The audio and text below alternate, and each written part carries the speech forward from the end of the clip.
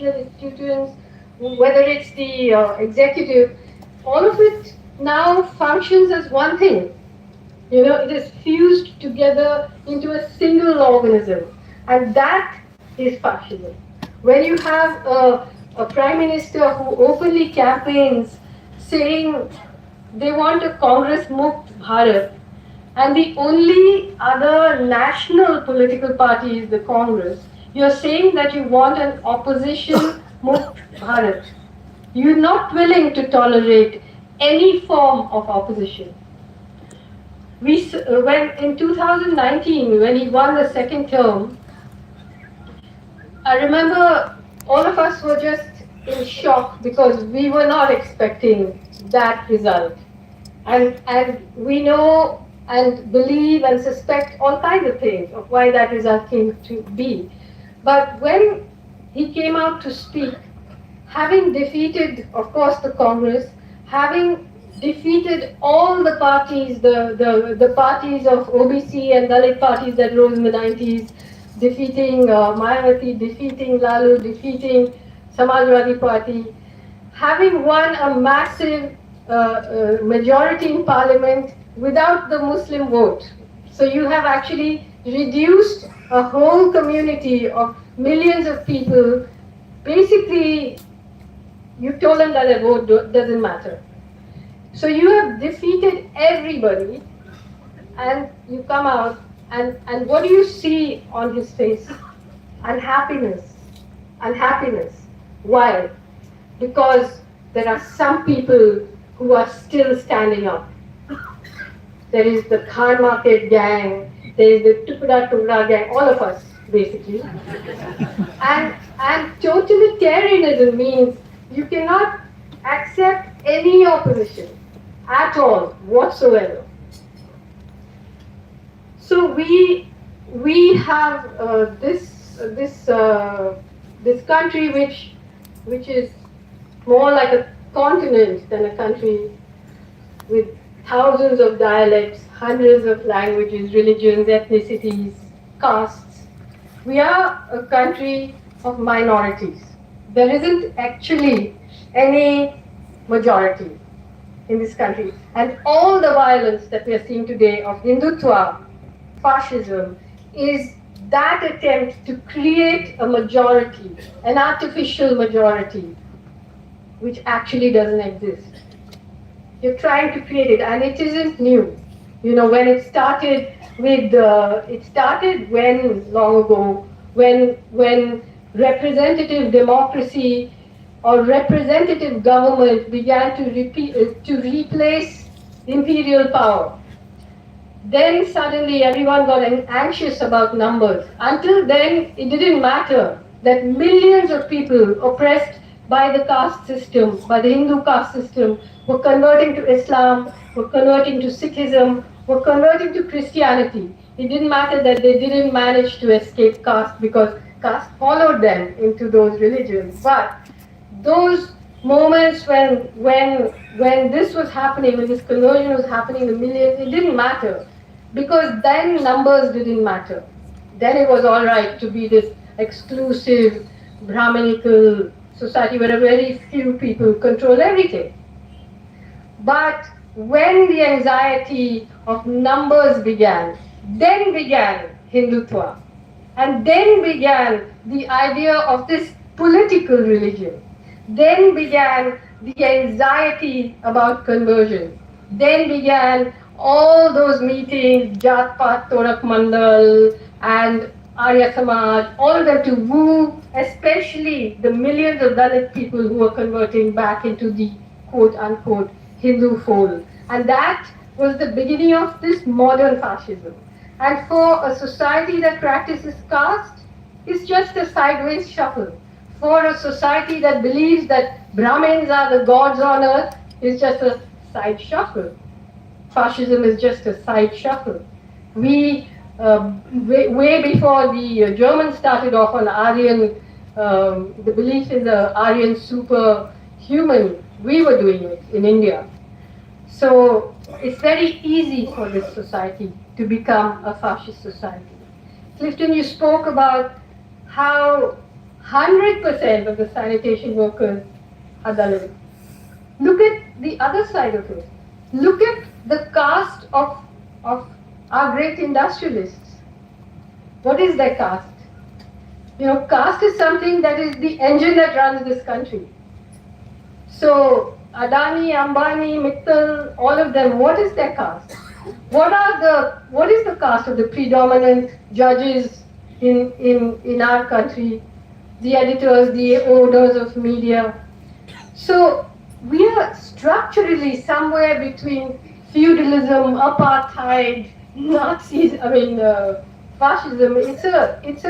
It's these layers, one on top of the other.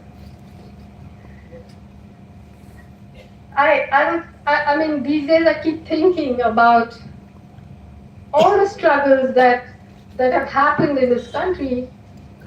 In the 1960s and 1970s, these were revolutionary struggles. These were struggles calling for justice. These were struggles calling for the redistribution of wealth and the redistribution of land. These were struggles by working class people, the Naxalite movement. All of that was a struggle where the idea of justice was huge and real, a concept of equality.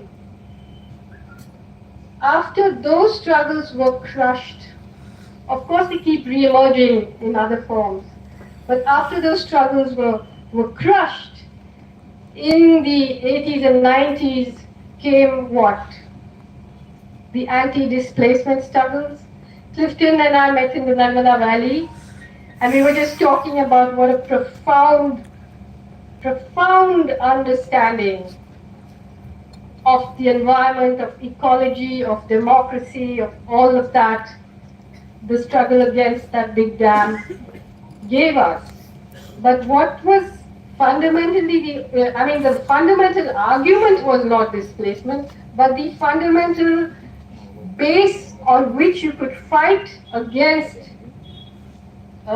dams which were destroying rivers, which were centralizing resources, which were snatching things away from the poor to give to the rich. The fundamental foothold that movement had was displacement.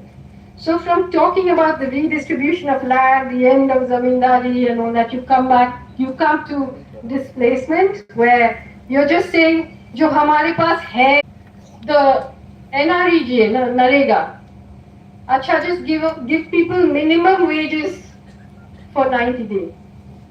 Enough for any sort of upper middle class person to have a meal at a nice restaurant one night.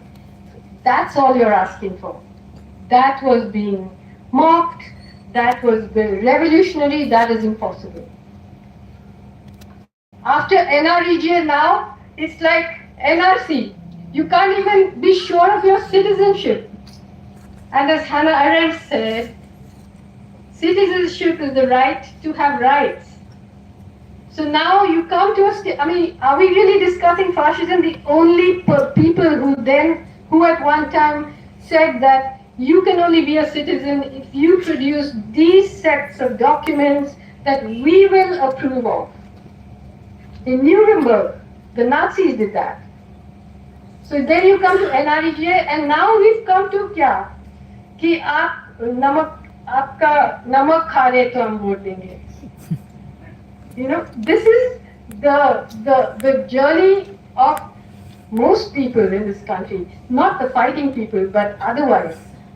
We have, Clinton, you were talking about the fact that so many workers have been communalized. I was in UP actually before the elections. I traveled to many villages and spoke to many people. And on the one hand, the language of the farmers' movement had penetrated into UP, and it was wonderful to hear. A lot of people who used to be with BJP also understanding कि क्या हो गया. But there were a lot of other people, जैसे corona में गंगा में लाश बह रहे थे और मुझे कह रही थी नहीं लेकिन मोदी जी नहीं होता तो और भी लाशें होती. No, seriously, you know, the humiliation. What is it that you know, what is it that makes people who are being humiliated revere the people who are humiliating them? It is a fundamental political question for us, you know, that how is it actually happening, this thing? So I was thinking about it a lot, and I thought, you know, if you sell people a mythological past, like the worker who had Bharat माता का जो map है दरवाजे पे, you sell people a mythical past in which they were once glorious, and you can take away their future. You know, you can take it away for nothing. You can crush them. You know, those millions of people, when the lockdown was announced, it was biblical to watch that migration of people walking back, you know. And it was incredible to watch in this country. You know, suddenly it was like a chemical experiment. Somebody had poured some chemical on us, and the structures emerged. The people came out, and they began to walk. And in the cities, they were migrant workers. And as they approached their villages, they were whatever caste they were, you know, and they were not all oppressed people.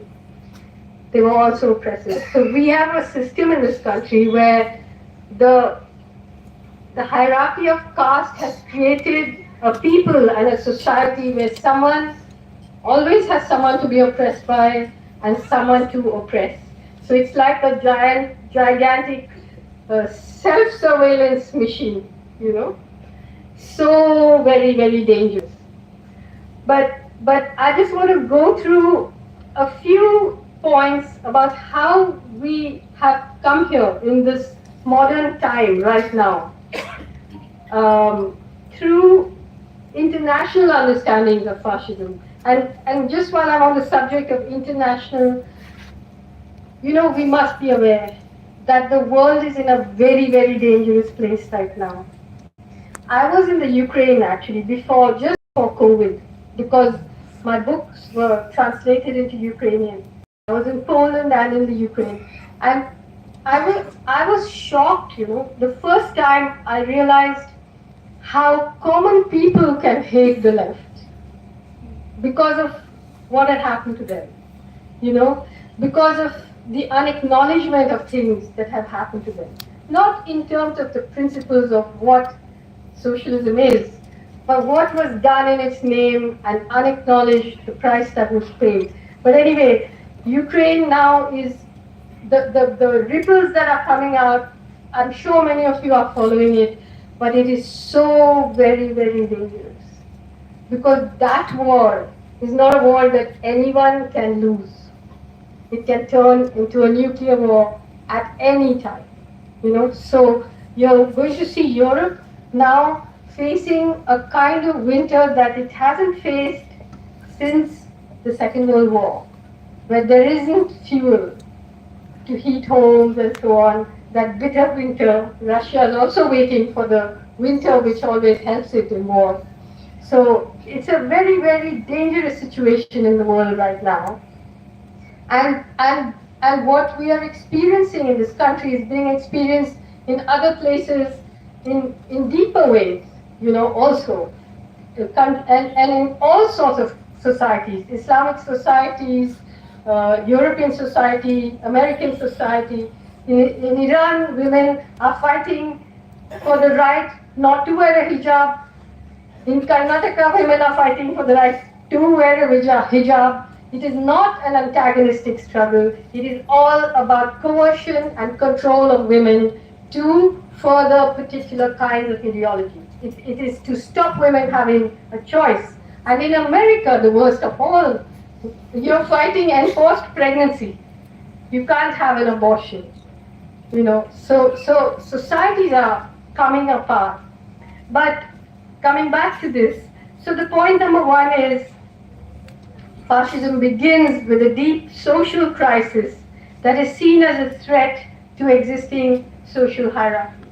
So we all remember in the 80s what was happening in the late 80s when Balagopal was writing. You had the Mandal Commission. You had the fear of the dominant caste people worrying about OBC reservations. You had the anti-Mandal protests, and then you had, of course, the the um, the Babri Masjid thing a little later. You had at that time the opening of two locks. I've spoken about this many times in the late 80s when Afghanistan fell, when Soviet communism ended and India became totally aligned. You had two locks that were open. One, the lock of the Babri Masjid, and the other, the lock of the market.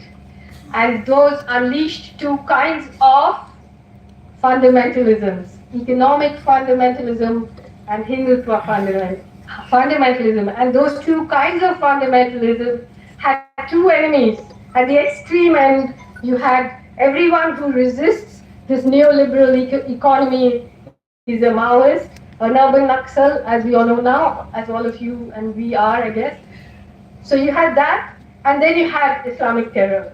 Both were used to make the state into a police state, from then on to now. Second, a longing for a mythic national past, fantasizing about a super pure racial Superman. Of course, we've talked about that. And you have people actually doing experiments and eugenic experiments even now, talking about this super Aryan and so on. And you have a very odd situation in India where, on the one hand, the sort of dominant caste Hindus claim to be Aryans who've come from somewhere, and on the other hand, they're in the jungle doing garvapsi to Adivasi people who've always been here, Then you have a mass movement with the support of some sectors of the national ruling class. So there was the Rath Yatra, there was the distraction from all the chaos being caused by neoliberalism, as well as the Mandal Commission. So you had all this coagulating into the idea of Hindu pride. When you're talking about Modi saying that there are only two castes, the poor and those who want to save the poor from poverty, of course, I'm sorry to say this isn't Modi's idea, it was Gandhi's idea. It started then. And you had, and I have to say that we are a nation of extremely dishonest people. When we look at this person, I won't get into it now, but you also had the same, when you're talking about sanitation workers, in The Doctor and the Saint, I have an essay written by Gandhi called My Ideal Bhangi, in which he talks about how privileged people are to clean other people's shit, and it is so disgusting to belong to a society like this. It is so shameful, and to make politics out of dealing with sewage, to try and make Mahatmas out of dealing with sewage. Everyone does it in the world. People deal with their own sewage, except in India. It's really very, very sad. But the fourth is the emergence of a single dominant authoritarian party, the fabrication of an external and internal threat to the nation, religion or ethnic informed. Now, if you remember what happened in 2001, when the World Trade Towers went down, when the world turned openly when it turned openly Islamophobic, when Islamophobia was an accepted mode of politics. 3 weeks later, or 6 weeks later, Modi was appointed not elected, but appointed the Chief Minister of Gujarat. Then you look at the events that followed. I have written about it a lot, so I mean in organization, but in order to the collective conscience of society, we are sentencing him to death. You remember the atmosphere after the parliament attack. Then you had Godhra and massacre in Gujarat. And today you have the people who have Mihir and Tisa Setuvar, people who have documented so carefully evidence of what happened there. Today they are in the dock. Today they are